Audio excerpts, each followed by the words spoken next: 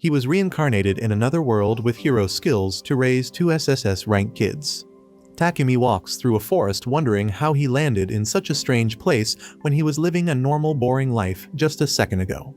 Monsters suddenly surround him, and he realizes that he's in a different world where things aren't so conventional. He checks the stats of the monsters surrounding him and doesn't fancy his chances against them because they are rank C monsters. One of the monsters suddenly lunges at him, but he reacts quickly enough and takes it down with an air shot attack. The other 2 monsters also lunge at him to get revenge for their fallen comrade, but meet the same fate. Takumi is already tired of this new world because he was welcomed in a hostile way. He decides to take up the drops from the monsters into his inventory. He recalls how he found himself in such an unpleasant situation, remembering when Sil apologized when he arrived. Takumi wondered why he kept apologizing. Sil told Takumi he was a god in the new world and that they were at the corner of the divine realm. Takumi asked Sil for an explanation as to what was happening to him, and Sil told him that he sent him to the Ice Sky world by mistake. Sil explained that Takumi was hit by mistake after he applied excess force while trying to fix something.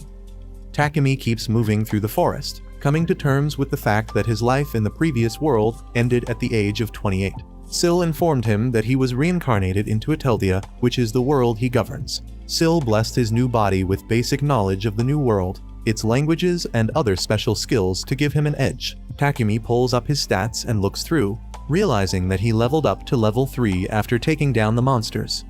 He suddenly hears a bush rustle and prepares to take down whatever is hiding in the bush, but he's surprised to see a set of fraternal twins. He walks up to them and asks them if they've been separated from their parents, but the children are reluctant to interact with an unfamiliar face. Takumo hears their stomachs growling, so he brings out some food from his inventory, which he hands them. Takumi uses that opportunity to take a lunch break, and they all eat together. He realizes that their clothes are all torn up, so he orders the magical delivery of children's clothes. After the children finish eating, he dresses them up in the new clothes and informs them that he's heading to the nearby town. He asks them if they would like to tag along, but he doesn't get a response. He tries introducing himself and getting the children to introduce themselves in response, but they remain quiet. He decides to use his appraisal skills to get their information, but it only brings up their age. Takumi figures out that the children have no names, so he names the boy Alan and names the girl Alina. He asks them to tag along with him so he can lead them out of the forest, and they follow him. Takumi is glad they have enough strength to walk, and he's considerate enough to move slowly so he doesn't exhaust them. The children suddenly run past him, and Takumi wonders why they're running, but he notices some monsters ahead of them, so he calls out to the children, telling them to return to him. Takumi contemplates using his magic to take down the monsters, but drops the idea because he could hit the kids accidentally. The kids keep running forward, and without breaking stride, they leap into the air and strike down the monsters easily. Takumi is surprised that the kids are so strong, even though they're so young, but he tells them to inform him about monster appearances next time instead of charging off and giving him a scare. Takumi concludes that the kids must be quite powerful to have survived in the forest for so long all on their own. They call Takumi's attention to another monster before they take it down easily, and he commends them for their good work. The kids kept taking down the monsters as they made their way through the forest, and Takumi didn't even have to step in to help them. Takumi notices that it's already dusk, so he asks the kids to gather some wood to make a fire and prepare dinner. The children gather some wood and Takumi makes dinner. As the kids have dinner, Takumi notices they are smiling more unlike before when they were very reserved. After dinner, Takumi sets up a magic tent to keep them safe, and they tuck in for the night. They arrive at the town the next day, and Takumi informs the guards at the gate that he's coming from the forest of Gaia. They are suspicious of him, and Takumi understands their suspicions because the forest is only recommended for rank adventurers. Takumi figures out that he's even more suspicious because he came out of the forest with 2 kids. He makes up a story, telling the guards that he came from the countryside to find some herbs in the forest. He also reassures the guards that the kids are strong enough to defend themselves. The guards ask Takumi if he was able to find the herbs, and he tells them he was, emphasizing how lucky he was to get them without having to go deep into the forest. The guards ask Takumi for his ID before they grant him passage into the town, but he tells them that he doesn't have one because he's coming from the sticks. The guards decide to inspect before letting him in. They ask him to pick up a crystal ball, which Takumi recognizes as a magic tool to check someone's criminal history. They pick up the balls and the guard assesses them, concluding they're clean. He hands them temporary passes and tells them to make official IDs at the guild if they have enough time. They walk into town, and the twins cling so closely to Takumi that he realizes they're scared of strangers. He goes to the town temple where he asks the kids to sit on some benches and wait for him. Takumi proceeds to pray to Sill's statue, and Sill appears, so they begin a conversation. Sill asks Takumi how he's adjusting to the new world, and Takumi informs him of the twins he stumbled upon while navigating the forest. Takumi tells him he'll be leaving them at an orphanage because he can't take care of them. Sill falls for his bait and tries to convince him to keep them, which makes Takumi sure that Sill was behind the whole thing. Takumi figured out that Sill was responsible for sending out monsters while he was in the forest so he could defeat them. He also calls him out for making him stumble upon the kids and take them into his custody. Sill apologizes for using Takumi as a puppet, but Takumi demands an explanation, asking about the kids' identity. Sill tells him that he can't reveal any information about the kids, and Takumi figures out that the other gods are involved with the twins since Sill can't say anything about them. Sill confirms that Takumi is right, and he tells him that the kids aren't ordinary children. He tells Takumi he can't say more than that, so Takumi decides to drop the subject. Takumi asks Sill if the kids can remain in his custody, and Sill gives him full parenting rights. Takumi is disappointed that Sill didn't tell him about the kids sooner, but he tells him that he was never going to take them to an orphanage. He returns to the kids, and they head over to an inn so they can sleep on a bed. Takumi checks into the inn, and they all hop on the bed in their room without hesitation. Takumi wakes up the next morning to see that the kids are awake. He greets them good morning, and they reply, also greeting him good morning. Takumi is so surprised because it's the first time he's heard their voices. He decides to head over to the Adventurers Guild with the kids. They arrive at the guild where they're greeted by Luna, the receptionist. Takumi decides to register himself and the kids as adventurers since there's no registration age limit. Luna hands him a form to fill out and tells him to wait for his ID after filling out the form. Takumi fills out the form and looks around the guild before his ID is ready. He notices that the kids are feeling uneasy around a lot of strangers, but he assures them that they're safe. Luna returns and she presents their guild cards to them. She urges them to take care of their cards because the guild cards also double as their ID cards. Takumi is surprised that he has leveled up from level 3 to level 11 by taking down some monsters. Luna gives Takumi an explanation of the guild system, telling him that the ranks range from F rank, which is the newcomer rank, to S rank, the hero rank. She tells him there's a rank above S rank called the SS rank, but there's no one currently strong enough to hold such a rank.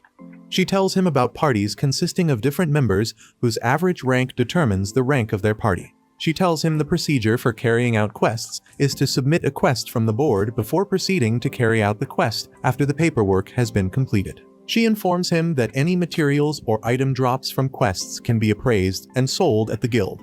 Takumi decides to register as a party with the kids, and Luna asks him for their party name. Takumi thinks for a second, and he comes up with White Wings as their party name. Takumi decides they need to go on their first quest as a party, so he goes to the quest board to look at the available quests. He settles for a simple quest of gathering herbs since it's their first quest. Luna approves the quest, telling Takumi has 3 days to complete it. Takumi is so hyped to get his first quest that he rushes to the forest quickly with the kids. They come across a slime, and Takumi tells the kids they're in no danger because slimes are harmless. He's glad his first job was located in a peaceful forest. The kids are playing with the slime when Takumi finds the herb of life. He calls the kids over and teaches them how to pick it. The kids run off, and they come back almost immediately with their collection of the herb. Takumi is impressed that they could find other similar herbs in such a short time. They gather more herbs together, and they return them to the guild, where Luna is rendered speechless by how much of the herb they were able to bring back. She's surprised gathered so much in just half a day. She appraises the herbs and gives them their payment for completing the quest. Takumi commends the kids for making some money, but another adventurer suddenly exclaims, wondering why children are in the guild. Takumi tells the loudmouth that the kids are with him, but the loudmouth tells him the guild is no place for kids. Takumi insists that the kids can stay since they aren't bothering anyone, but the loudmouth tells him that the sight of the twins bothers him. Luna tries to defuse the situation, but the loudmouth grabs Takumi by his collar. The kids are fed up with the loudmouth, so they knock him down.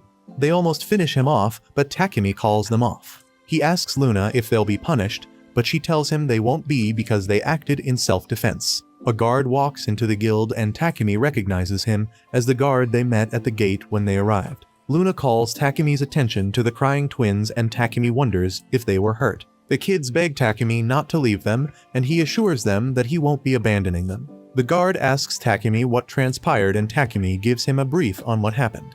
Takumi introduces himself as the guard, who in turn introduces himself as Vault, the second captain to a branch of the kingdom's knights. Vault asks why the kids were crying and Takumi tells him they thought he would leave them. He informs them that the kids thought so because he met them in the forest of Gaia, and they're surprised that the kids are not his. Luna recalls that slave traders were attacked by monsters in the forest, and they figured out that the kids were used as bait so they could get away. Vault appoints Takumi as their guardian, using his authority as a knight because they're attached to him. Luna suddenly realizes that Takumi would have items from his time in the forest, and she asks him to sell whatever he has to her. Takumi sells off the items, and he's surprised by how much he makes from it.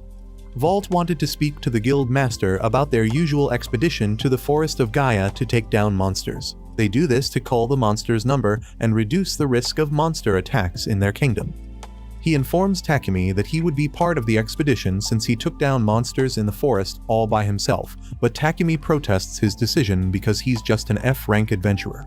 Vault goes up to talk to the guild master, and he tells Takumi he would make a special request for him to join the expedition. Waving away his protests, he talks to the guild master about the expedition and asks for a special request for Takumi. The guild master is skeptical about adding a newcomer to the expedition, but Vault convinces him that though Takumi is a newbie, he's not a rookie. Takumi has now settled fully into the new world of Ateldia. Alan and Elena, who were previously nervous around strangers, were slowly getting used to meeting new people as well. Their lives as adventurers revolved around working on quests as a party for 2 days and then taking a break on the 3rd day. Takumi takes a bite of his bread but isn't satisfied because it feels like a vital ingredient is missing. In the new world, there were 3 types of bread: white, rye, and whole grain bread. Though Takumi liked that they were simple, he missed the flavor of the dress-up and dessert bread native to his previous world. Takumi decides to make the loaves of bread himself, and the twins are hyped to taste the bread from his world. Takumi heads over to the Golden Bakery store in the town. He walks into the bakery where he's welcomed by Michelle, who inquires what he wants to buy. Takumi tells her he's not buying anything but wants to ask a favor. Rode, the chief baker and Michelle's father, walks in and Michelle passes Takumi's request to him. Rode asks Takumi what he needs and Takumi asks him to make some bread for him using jam and custard cream.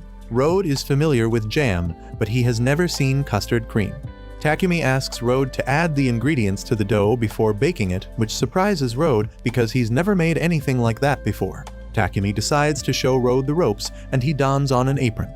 He takes a piece of dough and demonstrates how to fill the bread with jam. Rode follows his tutorial and gets how to make a replica of Takumi's dough. Now that Rode understands how to make the bread, he asks for Michelle's assistance so they can also use the custard cream as bread filling. Alan and Elena offer their services to Rode and he gladly accepts it.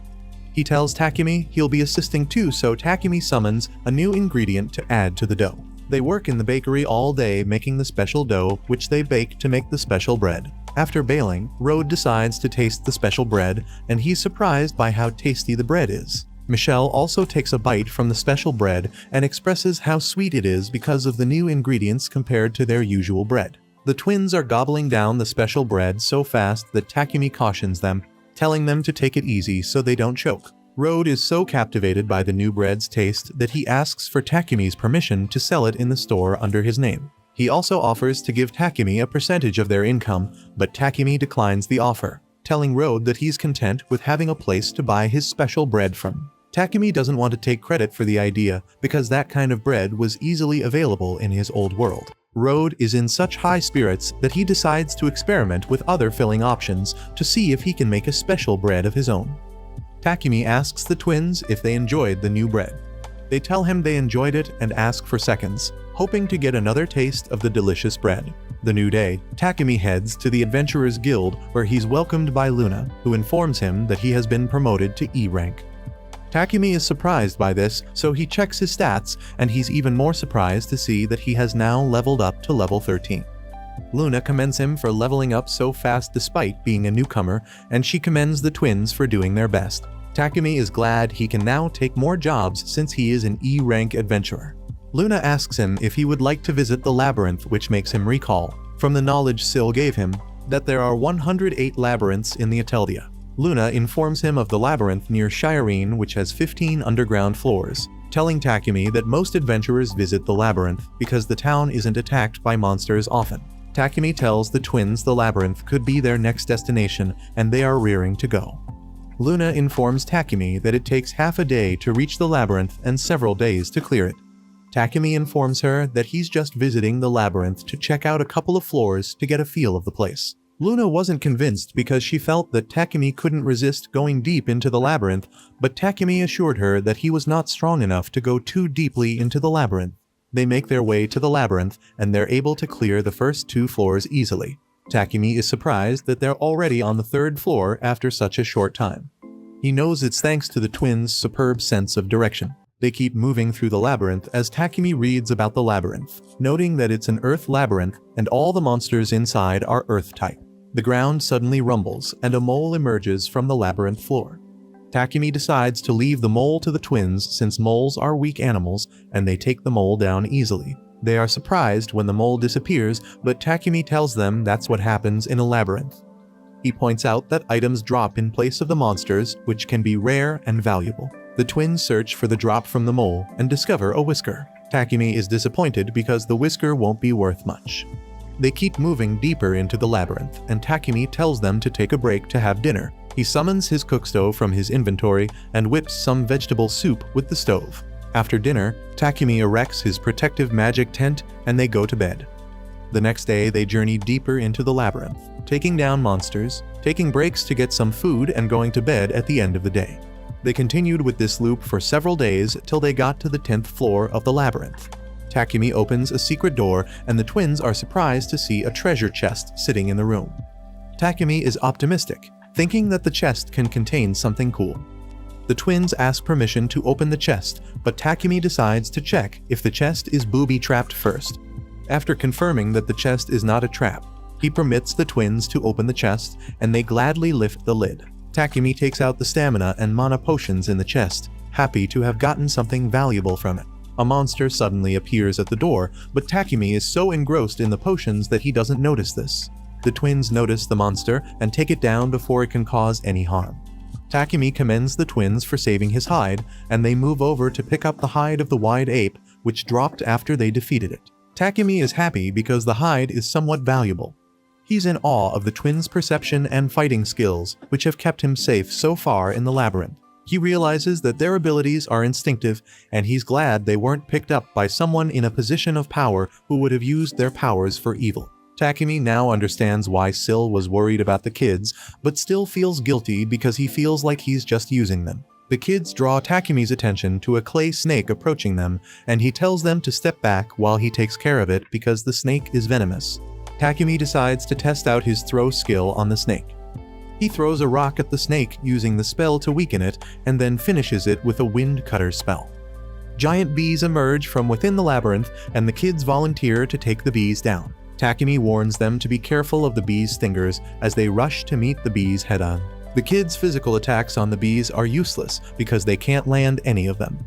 They employ Takumi's strategy and try to use their throw skill, but it's useless against the bees. Takumi is surprised that the kids can also use a throw skill, but he's even more surprised that the kids are having trouble taking down the bees. Takumi would have stepped in to take down the bees, but he realizes that the kids have resulted in playing a game of tag with the bees since they're harmless.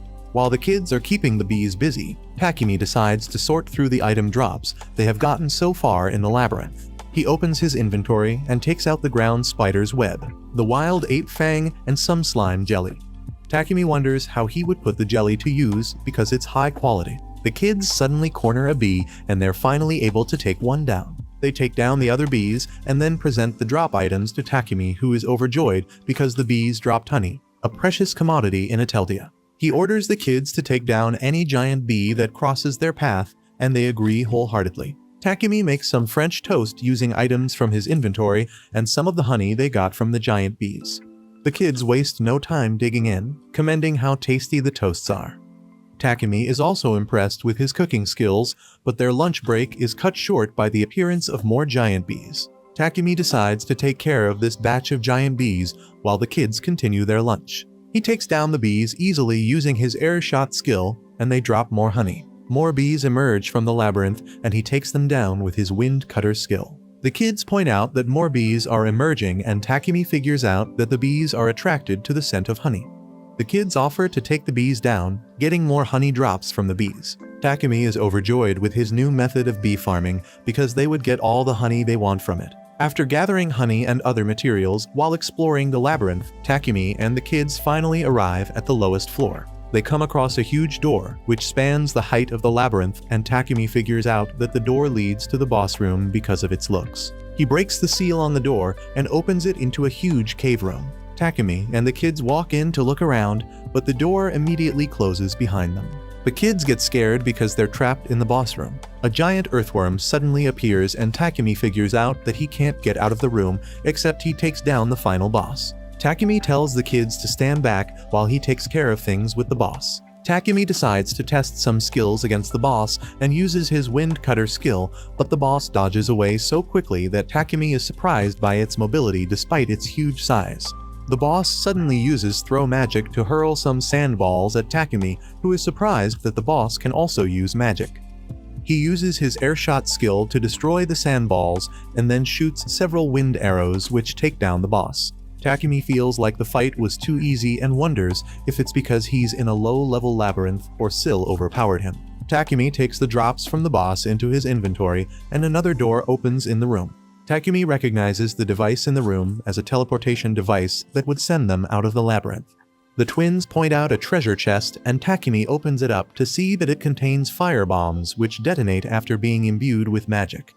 Takumi slots them into the inventory, and they all touch the crystal ball on the teleportation device, which sends them outside. Takumi is so glad to feel the sun's warmth on his face again after so long. Takumi thinks about returning to town, but the twins draw his attention to a wolf. Takumi wonders if the wolf is hostile, but notices its tail wagging, concluding the wolf is peaceful. He appraises the wolf and sees that it's an S-rank Fenrir. He also sees that the wolf is his contracted animal, but doesn't remember getting into a contract with the animal. He figures out that Syl is behind the contract, so he calls the wolf over and tests its loyalty. The kids suggest that Takumi name the wolf, and he names it Jewel. They proceed to the town together, but he stops Jewel at the town border because monsters aren't allowed. He hides Jewel in his shadow so he doesn't scare anyone.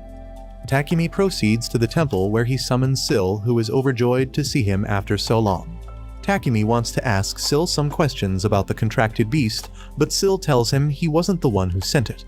Syl figures out that the head of the god of water's household was the one who sent the contracted beast, and he promises to send Takumi a contracted beast from a nearby grassland. Syl sends more things to Takumi from the water god, telling him it's a way for the god to show appreciation.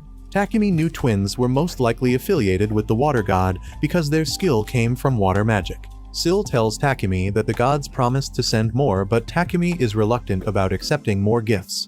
Syl tells Takumi he doesn't get a choice because the other alternative is eternal damnation, and Takumi can't believe Syl is threatening him. After the meeting, Takumi and the twins return to the inn, and they're so exhausted from their labyrinth exploration that they all immediately fall asleep on the bed. The next day, Takumi heads out with the kids to the grassland Syl talked about the previous day, and two monsters suddenly appear, to their surprise. Takumi appraises the beasts to see they are the contracted beast Syl promised him. The tiger is an S-rank monster that controls wind and runs through the air, while the hawk is an A-rank monster that controls lightning and attacks with speed. Takumi names the tiger Feet and the hawk Bolt. The kids are glad to have new company when Takumi remembers that Syl also sent collars for the pets. Takumi the collar on the animals, and he shrinks Jewel and Feet so they can pass off as a normal cat and dog. Alan and Elena ask Takumi to give them collars, but he tells them collars are only meant for animals, which makes them sad. Takumi searches his inventory for something else they can wear to brighten up their mood. He comes across a necklace which he gives them to make them happy. He tells them the pendant has some magic resistance, while the golden ring is equipped to resist physical attacks. He also tells them the silver ring would display their location on a map. He also gives them a magic bag to use as an inventory for their items. They head back to the town, so Takumi hides Bolt in his shadow, while the other animals remain small. The kids present their ID at the gate, and they are allowed inside. Takumi can see that they are excited to have their stuff. They are walking through town when Elena suddenly stops and stares blankly in a random direction. Takumi notices this, and he follows her gaze to see that she's staring at a store's display. Takumi asks Feet and Jewel to hide in his shadow so they can go into the store. They walk into the store and Takumi inquires about the ribbons on display. The store attendant tells him the ribbons can be used as hair decorations. Takumi decides to test it out on Elena. He can't believe how cute she looks with the ribbons on. The attendant gives Elena a mirror, and she likes how she looks with the ribbon on. Takumi decides to buy several ribbons since Elena likes the decoration. They walk through the store, and Elena picks out a black ribbon to the surprise of Takumi, who thought she would go for a pink ribbon. She tells him she wants the black ribbon because it matches his hair. Elena convinces Takumi of her choice, so he gets the ribbon for her. He asks Alan if he would like anything from the store, but Alan declines because he has no use for a ribbon. The attendant asks for Takumi's permission so the kids can try on some clothes for assessment. Takumi gives her permission, and she dresses the kids in several clothes, complimenting how cute they look in each set of clothes. Takumi figures out that she made the clothes herself since she is trying them out on the kids. He notices that the kids like the last batch of clothes the most, so he gets it for them. They return to the inn, and the children go to bed, falling asleep almost immediately. Takumi is still awake as he contemplates getting something for Alan since he got ribbons for Elena. He wonders what kind of things Alan would like because the toys he got when he was younger are non-existent in the new world. He decides to sleep on it before making a decision. Takumi is woken up the next morning by the kids, enthusiastically waiting to get out of bed. Takumi would be going out for his first monster hunting expedition to cull the monsters' numbers and reduce the risk of people being harmed. Takumi dresses up for the day after breakfast, absorbs all his pets into his shadow, and walks out with the kids. Takumi is uncomfortable with Vault's orders that make it mandatory for him to be present for the expedition. He arrives at the point of departure where he meets Sir Vault, who is running the operation and ensuring everything is in order. Vault is glad to see Takumi with the kids. They're exchanging pleasantries when Vice Captain Isaac walks up to introduce himself to Takumi. Isaac apologizes on behalf of Vault because he knows that he forced Takumi to take part in the expedition. He tells Takumi Vault is usually very pushy on such matters, but asks him to play along as best he can. Takumi appreciates Isaac's concern, and he tells him he's glad to be a part of the expedition because he could use the experience. Isaac suddenly notices the kids and wonders if they're also adventurers going on the expedition. Vault tells him not to worry because the children are overpowered. Vault tries interacting with the kids, but they run behind Takumi and Isaac scolds him for frightening them. Takumi explains that the children are shy when around strangers, and he tries to get them to interact with Vault, but they're ice cold. Vault returns to his duties since he can't break through the kids. He tells Takumi he'll be riding in his carriage as they depart for the forest of Gaia in their carriages. Takumi is about to enter the carriage when he suddenly feels like he's being watched by someone hostile. He can't put his finger on it, but notices that the children are also uneasy. He concludes that someone isn't happy. He was invited for the expedition, so he decides to be very careful. Vault notices Takumi's unease and tries to ask him about it, but Takumi tells him everything is fine, doing his best to hide his concern. He walks into Vault's carriage, and they depart. Isaac informs them that their journey to the forest will take over an hour. Takumi asks the kids if they're comfortable, and they tell him they are fine. The other adventurers notice the kids and ask them to give their best during the expedition. The children nod in approval, and Takumi is glad they're slowly getting comfortable around other people. They arrive at the forest, and Vault tells them the expedition will last 5 days. He tells Takumi his plans to split everyone into 3 groups that will traverse the forest and meet in the middle where they will set up camp. He introduces Takumi to the other adventurers joining the knights in their unit. Rudolph, Iris, Gilm, and Zack introduce themselves to Takumi, who, in turn, introduces himself and the kids. Vault informs him that Rudolph is a rank adventurer, and Takumi commends him for working hard to achieve such a rank.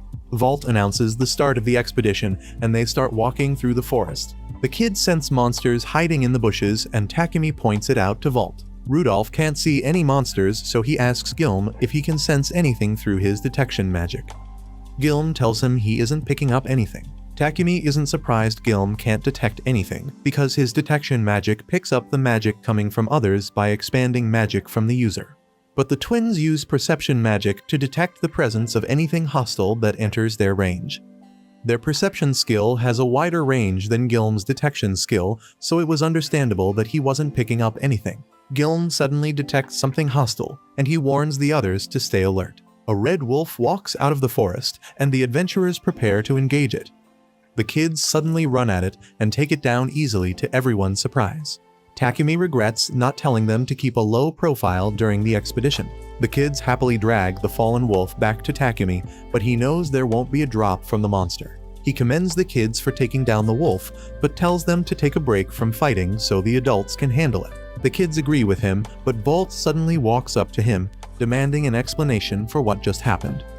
Vault wonders how the kids could take down a C-rank monster, and Takumi reminds him that the kids already took down a C-rank adventurer too. Vault thought the adventurer put down his guard, so the children took advantage of that. He didn't think the kids were that strong. Takumi also reminds him about the circumstances in which he found the children, recounting how he took them in after discovering them in that same forest. They can't believe children survived in the forest on their own. Takumi tells them the kids are overpowered because they survived in the forest for several days. Meanwhile, Syl is watching Takumi with the kids in the forest of Gaia, hoping they survive the expedition unscathed. The expedition party continues moving through the forest. The children suddenly run off and Takumi goes after them. They find a spirit grass herb and hand it to Takumi, who recalls a quest where they were asked to pick the herb to be used as an ingredient in magic medicine. He's impressed the kids remember the usefulness of the herb, and he commends them for picking it. Takumi tells them they can't wander off too far from the group, and they're sad that they don't get to play. They use their cute baby eyes to blackmail Vault emotionally, asking permission to wander as they want. Vault loses his resolve and permits them to wander off as long as they don't stray too far away from the group. The kids happily wander off again and find some rock moss, which they point out to Takumi. Vault wonders what the moss does, and Takumi explains that it's used in medicines to relieve itching, recalling Vault's complaints about the absence of a medicine for itching. Vault is overjoyed to hear this, so he tells Takumi to gather as much as he can manage. He rushes off to another rock to pick some moss, but Isaac stops him, telling him not to uproot the moss carelessly because it can cause a rash. He then scolds Vault for acting so carelessly, telling him the children asked Takumi to pick the moss instead of doing it themselves for a reason.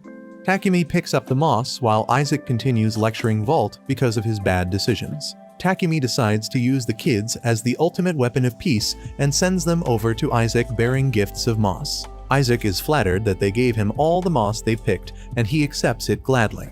6 orcs and 1 high orc suddenly come into view, approaching them menacingly. Rudolph tells Vault he will take care of the high orc with the other adventurers, while Takumi decides to take on one of the normal orcs. Vault doesn't think he would be able to handle it on his own, but he reassures him that he would be fine. He rushes at the orc and attacks it with his wind cutter magic, which takes it out. The other knights and adventurers team up to take down the other orcs and successfully clear the orc horde. Vault suddenly approaches Takumi and grabs him, questioning him about his powers since he took down an orc on his own. The twins are furious with the way Vault approached Takumi, and they almost lash out at him, so he releases Takumi. He categorizes Takumi as a fraud since he's an F-rank adventurer when he's stronger than that. Takumi tells him he's now an E-rank adventurer, but Vault tells him his rank doesn't match his abilities. Vault tells Rudolph to remind him to ask the guild master to raise Takumi's rank when they get back to town. Rudolph explains that an adventurer's rank can be raised by the guild master if recommended by a high-ranking adventurer, which surprises Takumi. Isaac notes that their current expedition is unusual because, though they are just at the forest's perimeter, they have encountered more monsters than they typically do. They consider investigating the forest, but the kids ask Takumi for snacks, so they all take a lunch break. Takumi makes the special bread for the kids, and Vault immediately recognizes it because it's rarely available in the bakery. He asks Takumi how he got it, and Takumi tells him that he had the bakers make it for him. Vault approaches the kids, asking them for a share of their food, but they decline. Takumi tells him not to take food from the kids, but he notices that everyone else is staring hungrily at the special bread. He decides to hand out the special bread as a one-time thing since he has enough in his inventory. Everyone happily takes a piece of bread and munch, so happily that Takumi is worried that they're now oblivious to their environment. They finish their lunch and get back to their investigation with renewed resolve. They are walking through the forest when they suddenly spot a red flare in the sky, so they decide to rush over to the location and help whoever called out for help. Vault tells everyone to reserve some strength because they may run into a fight, but Takumi tells him he would go ahead since the unit could be in dire need of help. Takumi uses his wind magic to accelerate himself, paying no attention to Vault, who tries to talk him out of it. Takumi arrives at the scene to see a unit surrounded by bloody wolves, advanced forms of the Red Wolves. Takumi notices that some members of the unit are hurt, so he decides to approach the fight cautiously. He summons his water katana and asks the kids for assistance to down the wolves. Vault arrives with the other adventurers, and he's surprised that Takumi and the kids took down the wolves. He suddenly gets a hostile feeling that they're being watched, as a stranger stares at them from within the forest, the same feeling he felt earlier that day. Takumi had to step in and give the knights a few lessons on food making because the food they made after their monster hunting session was taboo to the palate. Vault explained that it was understandable they couldn't cook since they were knights, so Takumi suggests Miss Iris whips something up. One of the adventurers immediately turns down his offer because Iris makes a mean stew, but not in a good way. Takumi was surprised that no one could make a decent meal. He wants only the best meals for the kids, so he decides to step in and get things done himself. He informs the knights about his decision, and he dons on an apron. He guides the other knights on the proper ingredients and proportions for the meal. After an intense period, they finally make a suitable meal, which everyone gladly accepts because it smelt glorious. They all dig into their dinner without hesitation, commending Takumi for a well-done job. They clear out the pot, which makes Takumi proud to satisfy them to such an extent. They sleep with full bellies, and they wake up the next morning, expectant of another cooking masterclass for Takumi, which he takes as the wages for preparing such a good meal the previous night. Takumi reluctantly resigns himself to his fate when he suddenly feels someone is spying on him with evil intent. He looks towards the direction of the gaze, but he doesn't see anyone. He goes over to console the kids because he knows they would be scared after the evil gaze. They continue on the expedition, and Vault confirms that there is something unusual about the forest. Rudolph confirms it because their encounter with monsters is at an all-time low. Takumi asks the duo what they are talking about when Tierra, the third captain, suddenly turns around to thank him for coming to his rescue the previous day. Takumi is sad that they are parting ways, but the captain tells him he can't lay idle around after his encounter the previous day. Vault expresses how unusual it is for monsters to attack in groups. Tierra also expresses concern because they haven't seen any more monsters despite advancing deeper into the forest, contrary to what usually happens. Though Takumi is concerned with the topic of discussion, he is constantly distracted by the evil gaze that he keeps getting occasionally. He looks around, trying to find the origin of the gaze when the kids suddenly exclaim. Takumi looks towards the direction they are gazing and notices a huge snake casually staring at him. Takumi kicks himself for detecting the monster late, because he is distracted by the occasional evil gaze. He points out the monster to everyone, and they are surprised that an evil viper is attacking them. Vault tells the expedition party to retreat as the monster suddenly drops from the tree and attacks them. It crushes the adventurers with its strong body and takes down some knights with its tail. The kids want to engage the monster in battle, but Takumi holds them back so they don't hurt themselves. The snake lunges at them, and Takumi casts his wind cutter spell, but the monster dodges it easily, to his surprise. Tierra casts a high-level earth spell to immobilize the monster temporarily. Rudolph realizes that it would be difficult to defeat the monster because of how powerful it is. They figured out that the monster was the cause of the forest's abnormality. Rudolph orders the wounded to retreat because they would get in the way of the battle. Vault puts Isak in charge of the wounded, while Takumi tells the kids to back off because the monster is too dangerous. Rudolph asks Iris, Gilm, and Zack to back him up so they can combine forces to take down the monster. They try to attack the monster, but their attack doesn't even leave a scratch because the snake's scale is too thick. Takumi recalled that the monster's scale was resistant to physical and magic attacks. The monster attacks again with its tail, and they all get out of the way so they don't get hit because they know it would be fatal. While the wounded are being tended to, the snake turns its attention to finish the job, but Takumi blocks its path with his wind cutter spell, which falls some trees. Vault tries combining fire with his sword strike to take down the monster, but it's ineffective against it. Iris and Zack attack the snakes with their magic spells, but it does 0 damage. Takumi tries to recall the snake's weakness, but the snake doesn't give him enough time to think. Takumi notices the kids hanging from the snake's body as it attacks, and he warns them that the snake could be dangerous. The snake turns its attention to the kids, and Takumi uses that opportunity while the snake is distracted to summon a dagger from his inventory. He throws the dagger at the snake, and it embeds itself in the snake's eye, hurting it. Vault commends Takumi for hurting the snake, but Takumi suddenly feels the unsettling gaze on his back again. The kids are distracted by the gaze, and the snake utilizes the opportunity to knock them down with its tail.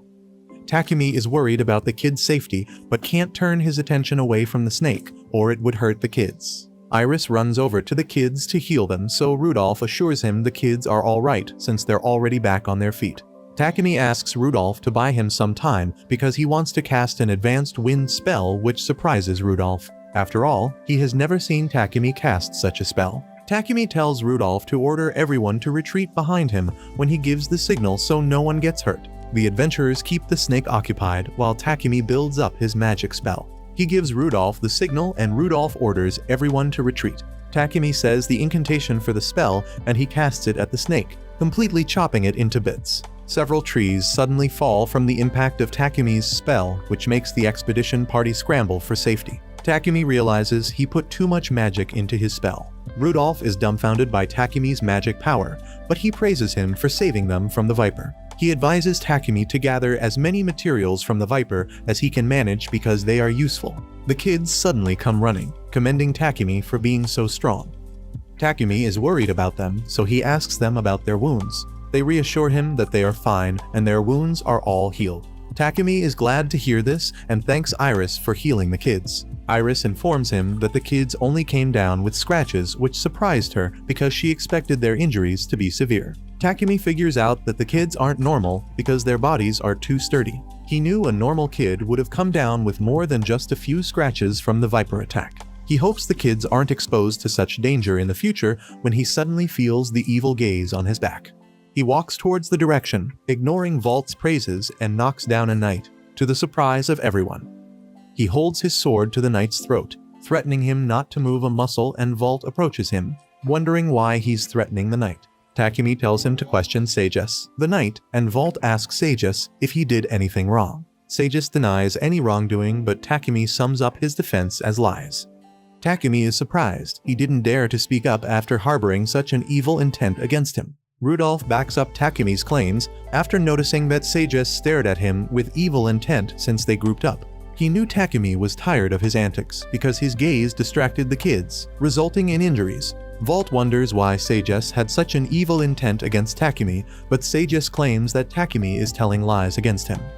Takumi is fed up with Sages' display and asks him to tell the truth because Rudolph already backed up his claims.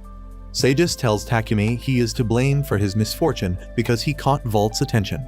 Takumi tries to understand what Sages is implying, and Isaac explains that Sages has strong affections towards the captain. Takumi now understands that Sages was glaring at him because he got too close to the captain and thought he would come in the way of their relationship. Vault denies any relationship with Sages, who tries to get him committed, but Vault shuts down his advances. Takumi teases Vault for being the cause of his problems, but Vault tells him he had no hand in it. Isaac sincerely apologizes to him for being caught up in the knight's affairs due to their lack of supervision. He assures Takumi that the offender would be duly punished, and Takumi takes his words for it. Vault expresses concern for the kids because they were injured, but they assure him that they're all healed up. Takumi tells Vault he should be apportioned some blame because he overlooked the evil intent. He warns Sages that he won't forgive him in the future if such an occurrence recurs. Isaac thanks him for his consideration. Rudolph suddenly walks up to him, glad that the discussion is over.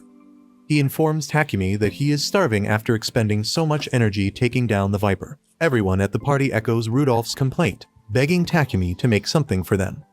Takumi isn't feeling up for it because one of the knights caused the kids harm, but he changes his mind when the kids insist that they want to have dinner with the rest of the expedition party. Takumi agrees to make the meal and asks for assistance from the members of the expedition party. The kids offer to help with the meal, but they make a mistake and they lose all motivation. Takumi assures them that they will get better with more practice, and they cheer up when they realize that Iris isn't much better at helping Takumi. After dinner, Takumi looks at his stats and realizes he has leveled up considerably. He notices he has a new summon category and can now cast water magic. He decides to try out water magic in the future whenever he has the chance. Vault approaches him to apologize for the day's event, and the kids offer him a seat. Vault gladly takes the seat and informs Takumi he's ending their expedition. Takumi and the kids are surprised by this, but Vault explains that it would be dangerous to proceed because they have a lot of wounded members. He informs Takumi they will be leaving the forest the next morning, which will complete his quest. He reminds Takumi to take his reward from the guild when they return, and the kids are glad that the expedition ended, expressing how much fun they had. Vault promises to ask them for the next expedition, but Takumi isn't enthusiastic about it because he wants a break. Takumi returns to the guild the next day where he's greeted by Luna, who has been enthusiastically waiting for him. She leads him to a room where the guild master is waiting for him. The guild master introduces himself as Johan, and Takumi introduces himself and the kids to Johan. Johan tells him about information from Rudolph and Vault concerning his rank, but Johan isn't convinced because Takumi doesn't look strong in his eyes. But because he was recommended by two high-ranking people, the guild master considers promoting him to a rank adventurer.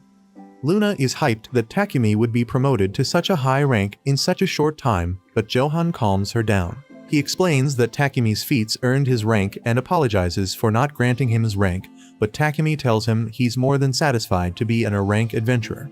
Johan asks Takumi what he would do about the kids because their low rank will influence their party rank, hindering him from taking higher quests. He also states that ranking up the kids will draw some ill wills from people. Takumi asks the kids' opinions, and he decides to raise their rank by 1 level. Johan is satisfied with this because their party will become C rank, allowing Takumi to take B rank quests. He asks Luna to take care of the paperwork, and the kids present their IDs to her at the receptionist's desk. She appraises their IDs and is surprised they explored the labyrinth to the last floor in only a few days. She informs Takumi that he just broke a record, but Takumi asks her to keep it a secret because he wants to avoid endangering the kids by drawing attention to them. Luna decides to oblige to his request, though she doesn't think anyone will be unreasonable enough to fight the person who took down a viper. She finishes the rank-up process and presents them with their new IDs and expedition proceeds. Takumi is about to leave the guild and head home, but Luna stops him short, asking for the materials he collected from the expedition. Rudolph already told her that they had taken down a red wolf and an evil viper, so she was looking forward to obtaining the materials from Takumi. Takumi tells her he can't sell the materials to her in the guild, so she leads him to a secure warehouse. Takumi decides to keep 1/3 of the materials from the expedition and sell off the rest. He also empties his inventory from his labyrinth exploration, and Luna gladly buys everything from him. They leave the guild with Takumi being so exhausted that he falls asleep immediately after they arrive at their lodge. The kids are playing in a field with Takumi's contracted animals. Takumi walks over to Alan and observes that he's trying to teach the animals their language so they can communicate with them. Takumi commends them for trying to teach the animals because he knows it would be fun if they could express themselves. They return to the inn and Takumi enlightens the kids about their currency denominations. He explains how the denominations relate to each other and quizzes the kids after teaching them. The kids ace the quiz easily, and then he decides to teach them how to pay for items with different prices. After the kids understand this, he decides to take them shopping. The kids are glad they now understand how to pay for shopping items and are eager to go shopping with Takumi. Takumi takes the kids to the shopping district where the traders try to attract them to their wares. The kids stop at a fruit stall to purchase some fruits and then choose the fruit they want after some contemplation. Alan politely asks for 5 cherry fruits, which the trader tells her costs 35 gold. Alan presents the correct amount to her, and the trader is impressed that he could calculate the currency accurately. Elena politely asks for 5 AP fruits, which the trader costs 30 gold. Elena also presents her currency to the trader, who is impressed that she can accurately calculate her payment. She expresses her surprise that the children can accurately count money at a young age. She praises Takumi for raising them right, and she hands over the purchased fruit. Takumi thanks the stall owner, and they walk away with the kids waving her goodbye. Takumi heads to a public bench to place the purchased fruit in his inventory. He tells the kids he'll be heading to the bookstore next, and they are eager to accompany him. They arrive at the bookstore, and the kids are amazed by how many books the store holds. The kids take in an eyeful of the store, while Takumi decides to look for books to help him learn how to use his newly acquired water magic skills. Takumi takes a book off the shelf, but as he looks through, he notices the kids trying to look at the book. He shows them the book, explaining that the book is letter written. The kids are eager to learn the letters, which attracts the store owner's attention, who tells Takumi she has simple and illustrative reading practice books the kids can use to learn. The kids thank the store owner for the kind gesture, and the owner is impressed that Takumi thought them to be so courteous. She commends him for raising the kids right, and Takumi purchases the books for the kids. He also purchases the water magic skills book for himself, and they leave the hook store. As they return home, Takumi is pleased with the commendation he got from the people they interacted with in town. He takes it as a sign that he is properly interacting with the kids. The next day, Takumi and the kids go to the Adventurers Guild, where they accept their first quest in a while. The quest involved finding a missing cat. Luna approves the quest, wishing Takumi and the kids luck as she tells them the quest limit is 2 days. Takumi reads the quest description to the kids, telling them the cat is a black cat with white paws named Mina. They arrive at its last known location, and Takumi's contracted animals come out of his shadows in their little form. Takumi asks for their help as they search for the cat in the surrounding area. The kids check a nearby alley calling out the cat's name, but they can't find it. The contracted animals search around from high ground looking for the cat. Takumi spots a cat hiding behind some flowers, so he approaches it. The cat jumps out, but to Takumi's disappointment, it's a different cat. Alan spots a cat's black tail behind a signboard and approaches it thinking he has found Mina. He is also disappointed because it's a different cat. Elena also goes looking for Mina, but her search isn't fruitful. They all report back to Takumi telling him they can't find Mina. Takumi directs them to search a different area. They continue searching the surrounding area for Mina, but they can't find her. They take a break in the capital square, and Takumi asks the kids if they should stop the search. The kids tell him they can continue with the search, so they proceed to a different area to continue the search. They suddenly spot a cat in an alley as it darts behind some crates. The cat peeks from behind the crate, and the kids recognize it as Mina. They are glad that their search is over, but Takumi cautions them to approach the cat slowly so she doesn't run away because she's spooked. The kids approach the cat slowly, trying their best not to spook it, but the cat retreats behind the crate. She gets defensive as the kids approach, so Alan takes off his necklace, dangling it in front of him to attract Mina. The cat comes out of hiding and Takumi picks it up. He looks at the collar to confirm that it matches Mina's description. Mina keeps meowing and Takumi figures out that she's hungry. The kids suggest that they feed the cat, so Takumi takes a bottle of milk out of his inventory. He pours the milk into a bowl, which Mina gladly laps up. After Mina's meal, they return her to her owner, who was waiting at the guild. The owner thanks him, and she returns home with Mina. Takumi suggests they return home, but the kids tell him they want to keep searching for missing animals. Takumi asks Luna if there are more quests for missing pets. She tells him there's another quest, though it's not for missing pets. She expresses concern because the quest isn't suitable for children. She tells him the quest involves taking down goblins wreaking havoc in the next village. She tells him no one wants the quest because it's a mid-range quest with mediocre rewards. Takumi wonders if the kids are up for the quest, and the kids ask him if the goblins are tasty, mistaking them for a treat. Takumi explains that goblins aren't tasty, but the children agree to take the quest anyway. They leave the guild and use the contracted animals to travel to the next village. They arrive at the village and Takumi asks his contracted animals to return to their little form.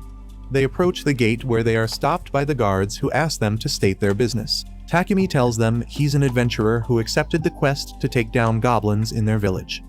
He asks for an audience with the village chief and they agree to show him the way. They open the gates, granting him entry into the village.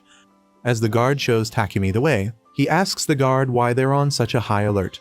The guard tells him they are looking out for the goblins because they've been attacking several times daily. Takumi is surprised that the village is attacked so often by goblins. They arrive at the village chef's house where they are welcomed by the chief who thanks them for taking up the quest. Takumi asks him about the goblins attacking the village, but before answering, the chief asks Takumi if other adventurers would be joining him. Takumi tells him he took the quest with just the kids, but the chief doesn't think 3 of them can handle it. Takumi understands the chief is skeptical because they don't look strong, so he presents his adventurer ID card to the chief, who is surprised he's in a rank adventurer. Takumi assures him that taking down goblins is within their abilities, and the chief apologizes for his wrong assumptions. A guard suddenly comes barging in to inform the chief that goblins are attacking the village. Takumi assures the chief that he will handle the goblins and instructs everyone to remain indoors. The chief expresses concern for the children, but Takumi assures him of their safety because it would be easier for him to protect them when they're in his sights. The village is in a panic as the goblins destroy its streets. A village almost falls victim to a goblin, but Takumi arrives in time to rescue her. He tells the villagers to run for safety while they handle the goblins attacking the village. The kids ask for permission to take down the goblins and Takumi grants them, warning them to be careful so they don't get hurt. The kids happily go to face the goblins while Takumi's contracted animals also come up to him for permission to take down the goblins. Takumi permits them but tells them to stay in their little form so they don't attract undue attention. The kids and the pets take down the goblins, but a bigger goblin suddenly arrives, whose size surprises Takumi. He uses his appraisal skill on the goblin, which reveals the goblin is a goblin soldier, a high-rank variant of normal goblins. He decides to engage the goblin so the kids aren't put in harm's way, but the kids take down the goblin before he can swing into action. The kids and pets return to Takumi to inform him they've taken down all the goblins. Takumi hears a new voice from Jewel who speaks to them telepathically. Takumi wonders how he obtained his new skill and Jewel tells him he got the skill after taking down the goblins. Jewel expresses his happiness that he can now communicate with them. Feet and Bolt also communicate with them telepathically, expressing joy that they obtained telepathy after taking down the goblins. From their voice, Takumi could tell their gender, and he's glad he named them accordingly. The kids are overjoyed that they can now talk with the pets after teaching them some words. Takumi commends them for their good work with head pats, which makes the pets jealous, so Takumi pats their head. A pillar of smoke rising from the village diverts the kids' attention. Takumi also notices it and wonders if the goblins set the village houses on fire. Bolt offers to scout the situation while Takumi uses that opportunity to test his water magic. He was confident of his skill since he read the basics of the magic spell the previous night. He rushes over to the scene and uses his water ball spell, but his skill falls short. Takumi is disappointed by his meager attempt, so he tries again. He recasts a water ball spell, but gets the same result. He decides to try again, though he doubts his magic capacity to cast the spell.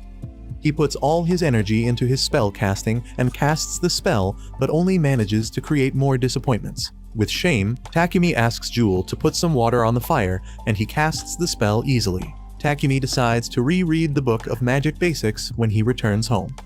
The kids comfort Takumi so he doesn't feel bad, and he's grateful for their comfort. They prepare to leave the village, and the villagers thank Takumi for coming to their rescue. They bid him farewell as he leaves. They return to the guild to collect their reward as the guild, after which they return home. Takumi is exhausted when they return home, and he thought the kids would also be tired because they were running around all day. He's surprised by how lively they still are when they ask him to read a picture book to them, and Takumi has no choice but to oblige. They read about the ocean, which confuses the children because they've never seen it. The next day, Takumi calls Vault and Isaac to his house to inform them that he's leaving Shireen. They are surprised by his sudden decision, and they wonder what spurred it. He tells them he wants to show more of the world to the kids. They ask him where he's heading, and he tells them he'll be heading south towards a seaside town called Bailey. Vault is relieved he is going to a town within the kingdom because they could need him and the kids during emergencies. Before leaving town the next day, Takumi and the kids visit people who had been good to them. They visit Luna at the guild to inform her, and though she's sad to see them leave, she's hopeful that Takumi will return with a vast collection of rare items. They head over to the bakery to inform the bakers, and Takumi asks them for a favor to make them some special bread to last a while. The bakers gladly oblige, though they are surprised by the new baking ideas Takumi brings. Takumi heads to the clothing shop to get the kids' summer clothes, which the shop owner gives them as parting gifts. After settling things with everyone in the village, Takumi heads over to Sill's statue in the temple. He summons Sill, who is so happy to see him because he hasn't paid him a visit in a long time. Takumi informs Sill about his decision to leave Sill and head to Bailey so he can show the children the ocean. Sill supports his decision, and Takumi promises to contact him once he arrives at Bailey.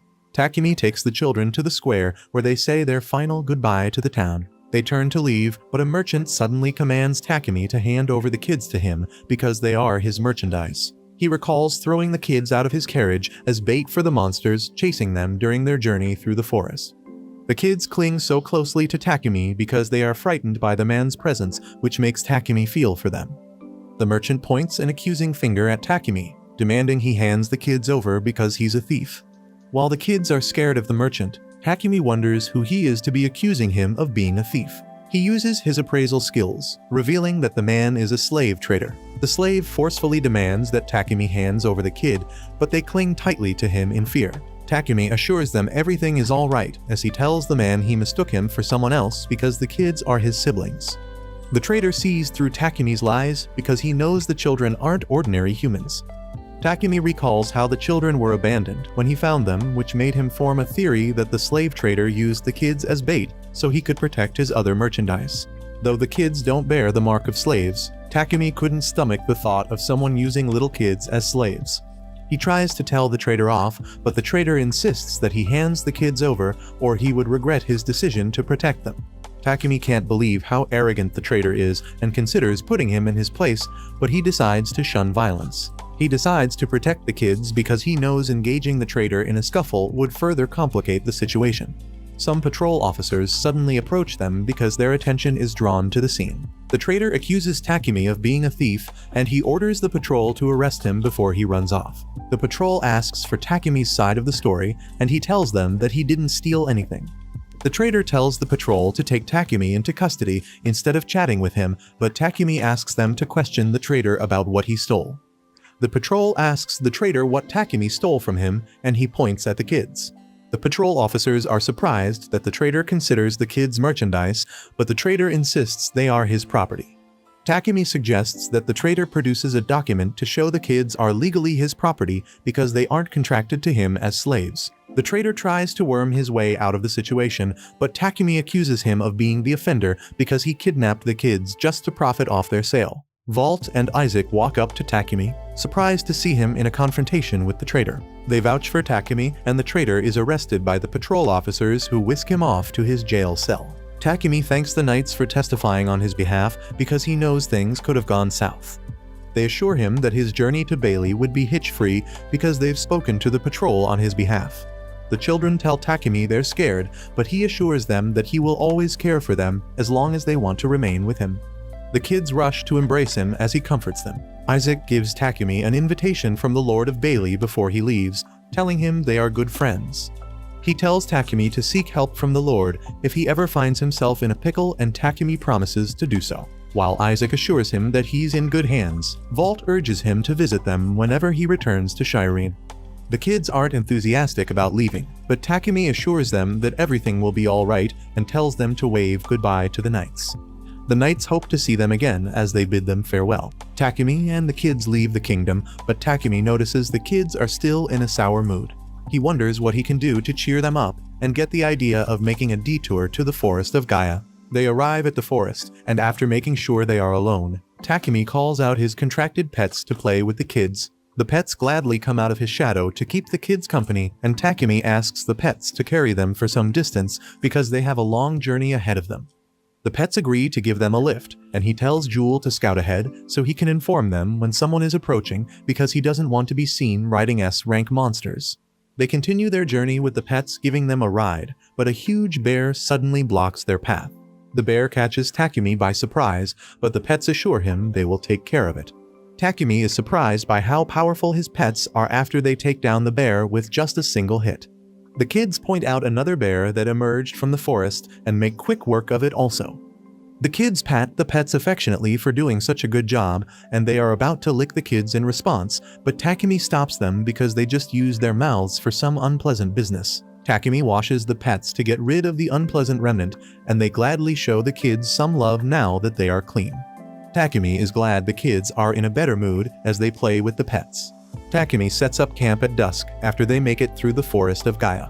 He asks the kids what they crave for dinner, and they both echo their opinions, telling him they want his special cream bread. Takumi tells them their option isn't suitable for dinner and suggests a new rice dish with some egg toppings. The children are eager to try the dish after hearing that the dish contains eggs.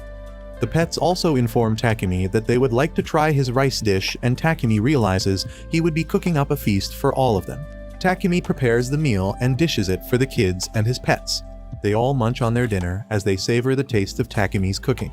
They go to bed after Takumi sets his magical barrier tent to keep them safe at night. Takumi stares at the night sky, wondering when last he slept under the star because he always camped under some covering since he got to the new world. He notices the 2 moons shining in the night sky because they are in the season where the yellow and red moon come out at night, with the blue moon absent. This makes Takumi nostalgic as he recalls everything that has happened since he got to the new world. Though it had been 2 months since he got to the new world, it felt like he just got there the day before. Takumi goes to sleep smiling as he mentally relives the good memories. The kid's lit-up face wakes him the next morning, and they continue their journey after having breakfast. The kids are eager to see the ocean because it would be their next stop. They arrive at Bailey and Takumi takes the kids to look out at the ocean. The kids are amazed by how wide the ocean is as they run down the beach playing in the waves. Takumi advises them not to drink water from the ocean even if they are dehydrated because it's all salt water. While the kids are amazed by this, Takumi admires the beautiful scenery. The kids interrupt his happy thoughts by telling him they want a sip of the ocean water. Though Takumi understands their curiosity, he's surprised they insist on drinking the ocean water after what he just told them. Takumi permits them to dip in a finger and taste it. The kids dip their fingers in the ocean water to taste it and are surprised by how salty it is. The pets join the kids to play on the beach, and Takumi gives himself a pat on the back, seeing how his decision makes them so happy. Takumi suddenly hears a lady telepathically crying out for help. He wonders if he's losing his mind because nobody's in sight, but the voice calls out again, directing him to its source. Takumi sees a lady's head, barely floating above the water, which puts him in panic mode because he thinks she's drowning. He searches his inventory for a floaty to get her out of the water, but she wonders if he's Takumi. Takumi confirms his identity and the lady introduces herself as Melina the mermaid. Takumi is so surprised she's a mermaid he has to use his appraisal skills to confirm. She tells him she knows about his journey because she heard it from the water god's retainer. The kids approach him wondering who he's talking to, and Takumi introduces them to Melina, informing them that she's a mermaid and telling them the ocean is her home. The mermaid knows about the kids as well, which creeps them out. Takumi asks for an explanation about how the retainer knows about him and the kids. Melina tells him she has more pressing matters as she asks him if he would lend her some aid because she was told he would solve a problem that has been boggling her for a long time. Takumi doesn't understand the kind of aid Melina needs, and she promises to explain once she takes him to her village. Takumi is hesitant about helping her because he knows her village is underwater and he can't breathe underwater. He also tells her he can't swim after he recalls how he sunk to the swimming pool's bottom like a heavy rock when he tried to swim in his previous world. He suddenly remembers that Syl upgraded some of his stats when he entered the new world and wonders if he can swim now. He isn't worried about the kids because he knows they will master swimming very quickly. Melina tells him he doesn't have to worry about swimming as she floats some bracelets over to him. Takumi picks them up and appraises them to see that the bracelets will allow him and the kids to breathe and swim underwater without any problem. Though Takumi is eager to see what a mermaid village looks like, he isn't sure he can solve their problems, so he tells Melina not to get her hopes up. Melina assures him that his presence alone would be enough to solve their underlying problem. Takumi asks his pets to hide in his shadow and hands the kids their bracelets. The kids put the bracelets on, eager to explore the mermaid village, and they all run into the ocean. They dive down and Melina tells Takumi he can breathe underwater after she notices he's holding his breath. Takumi stops holding his breath, telling Melina he did it out of habit. He looks over at the kids to see they have mastered swimming already. He tries his breaststroke and Melina is impressed by how much his swimming has improved. Takumi apologizes for slowing her down, but she doesn't mind that he's trying to get acquainted with swimming. As they begin their journey to the village, Takumi asks Melina about the monsters in the ocean, but she tells him the monsters near her village aren't so strong. She points out the hammerfish, one of the monsters which often attacks the village as it approaches them. Takumi contemplates strategies to take down the monster, but the kids swim past him and take it down easily. They hand over the fish to Takumi as a peace offering, and then they detect a sand crab which also attacks the village. They rush to take down the crab as Takumi advises them to be wary of its pincers. The kids take down the crab and Melina is shocked by their strength. Takumi tells the kids the sand crab can be made into a meal and they are eager to try it someday. They continue their journey and Melina welcomes them to her village after they cross a barrier. The home looks so beautiful that Takumi has to appraise it just to learn that it's made of primarine, a crystal that holds the power of the ocean. Melina tells him the home is named Asher Palace, and she promises to give him a grand tour after showing him the problem they've been battling. She takes him to a cave entrance blocked by a huge ship, telling him they need his help to move it because it hinders their coral production, a vital resource to the village. She tells him the whole village put in effort to move the ship without success, and they gave up hope till the queen received a message from the water god's retainer saying he could solve their problem. Takumi figures out that he can put the ship in his inventory and assures her that he will take care of it. He puts the ship in his inventory, which clears the cave's entrance, and the merpeople come out in numbers to thank him. Melina also thanks him for taking out the ship, but he tells her she should be more worried about the coral than thanking him. Other mermaids step up to attend to the corals as Melina informs Takumi that the corals are used to make medicine which cures an illness peculiar to merpeople. Takumi hopes the corals are unaffected after being blocked by the ship, but Melina tells him they are fine because the entrance hasn't been blocked for too long. Takumi is glad they didn't lose access to the cave too long because that would have been a real crisis. Melina offers to take him to the priestess and escorts him to the village home where she shows him around before taking him to the high priestess. She welcomes him and the kids to the merpeople's village.